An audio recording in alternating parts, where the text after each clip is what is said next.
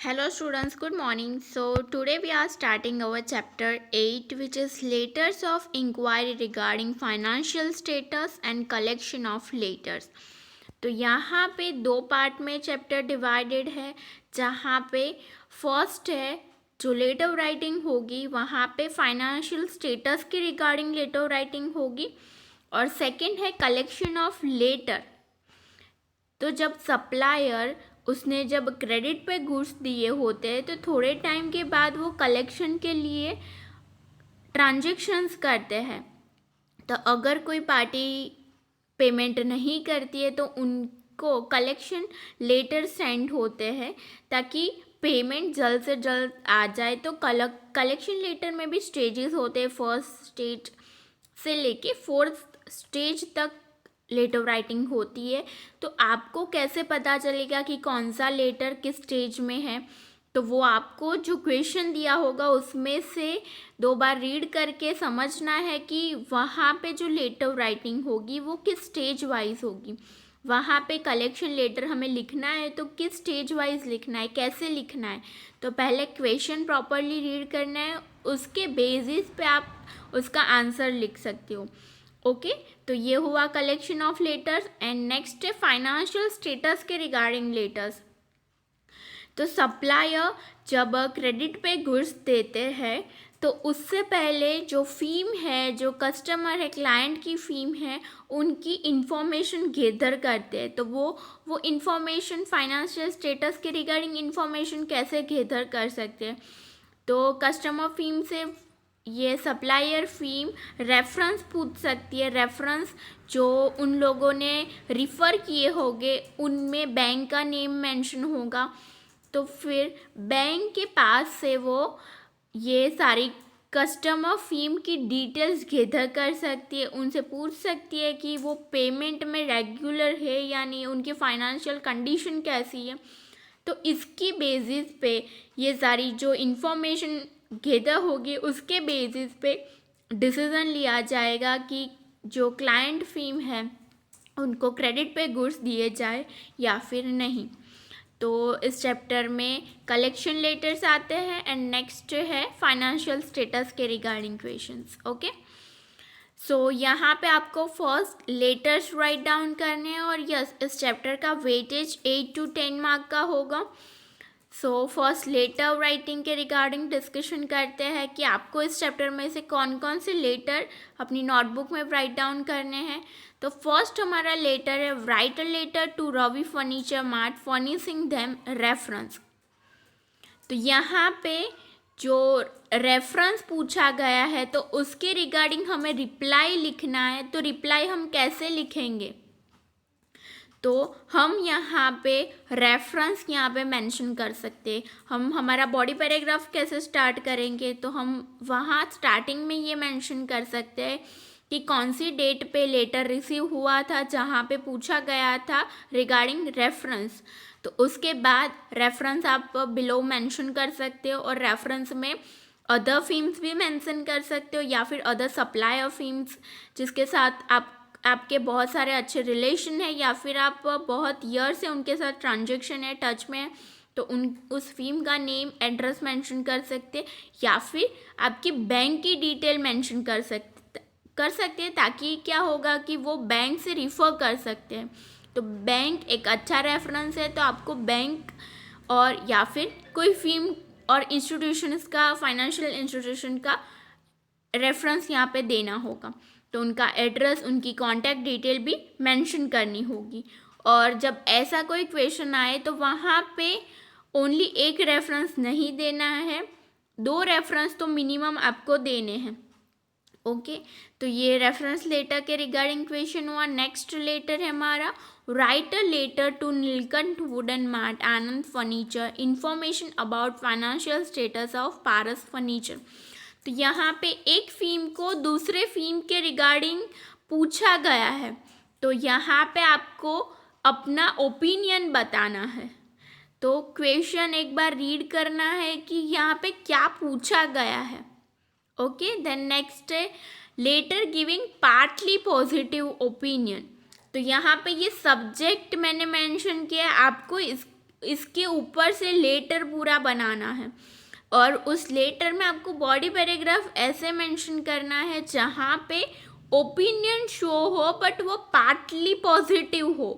पूरा positive way में आपको ऐसा शो नहीं करना है कि ये फिल्म अच्छी है, बट पार्टली पॉजिटिव ओपिनियन देना है। तो वो आपके ऊपर है कि आप कैसे सेंटेंसेस यूज़ करते हो कि जिस जिस इंफॉर्मेशन जो उससे गैदर होगी वो पार्टली पॉजिटिव हो, पूरी पॉजिटिव नहीं हो। द नेक्स्ट क्वेश्चन है letter expressing unwillingness to provide information about financial status.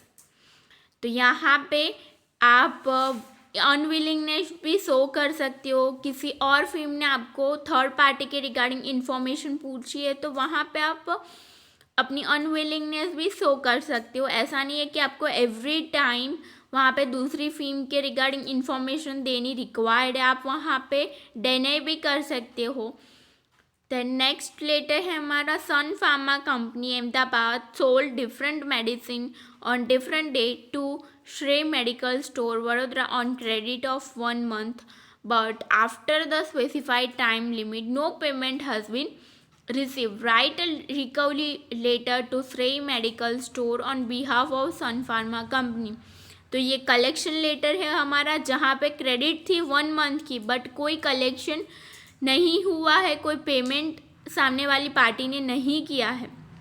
तो यहाँ पे हमें रिकवरी लेटर, कलेक्शन लेटर लिखना है, और यहाँ पे कौन से स्टेज में हमें लिखना है, स्टेजेस वाइज लैंग्वेज डिफरेंट हो जाती है, तो दैट्स वाई वो आपको डिसाइड करना है कि यहाँ पे कलेक्शन लेटर जो होगा वो कौन से स्टेजेस में होगा और आपको कैसे लिखना है।